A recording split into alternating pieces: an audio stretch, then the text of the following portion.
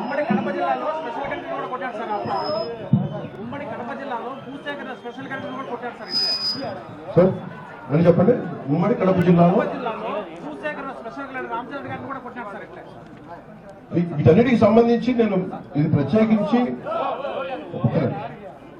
Cabinet లో చర్చిస్తాం. ఇది కేబినెట్ లో చర్చిస్తాం.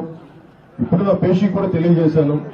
ఇక్కడ ఏం జరిగినాయి మొత్తం రిపోర్టు ముఖ్యమంత్రి గారి టేబుల్ మీద ఉండాలి, డీజీపీ గారి దగ్గరికి వెళ్ళాలి, హోమ్ మినిస్టర్ గారి దగ్గరికి వెళ్ళాలి, అలాగే కేబినెట్ సభ్యులు అందరి దగ్గరికి వెళ్ళాలి, అలాగే జిల్లా ఇన్ఛార్జ్ మంత్రికి కూడా వెళ్ళాలి. ఇందాక మాట్లాడుతూ ఉంటే ప్రతి చోట ఏమేమి తప్పులు జరిగినాయి, ఎలాంటి మనకి ల్యాండ్ ఎన్క్రోచ్మెంట్స్ ఏం జరిగినాయి కూడా మన దృష్టిలో ఉన్నాయి. అలాగే అడవుల్లో మన బొగ్గుని అక్రమంగా చేసేస్తున్నా, అది కూడా వెంటనే నేను పీసీసీఎఫ్ గారితో మాట్లాడాం. ఇవన్నీ చర్యలు తీసుకుంటాం.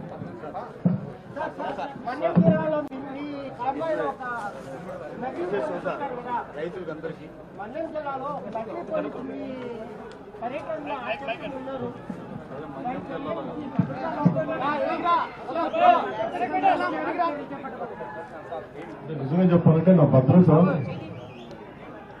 నాకు ఆశీర్వేసింది. ఈరోజు పొద్దున నేను ఈ పర్యటనకు వస్తామంటే నా దృష్టికి తీసుకొచ్చారు. ఒక ఐపీఎస్ అధికారి ముసుగులో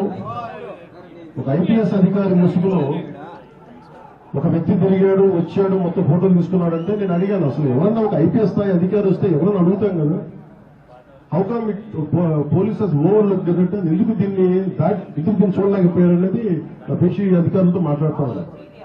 ఇది కేవలం నాకు పనిచేయడం తెలుసు, రాష్ట్ర పోలీస్ శాఖ బాధ్యత, ఇది ఇంటెలిజెన్స్ శాఖ బాధ్యత, హోంశాఖ బాధ్యత, అలాగే డీజీపీ గారి బాధ్యత. నాకు పనిచేయడమే తెలుసు. అధికారం ఉన్నా లేకపోయినా పనిచేస్తాం. ఈరోజు అధికారం ఉన్నా పనిచేస్తాం, రక్షణ ఉన్నా పనిచేస్తాం, రక్షణ లేకపోయినా పనిచేస్తాం.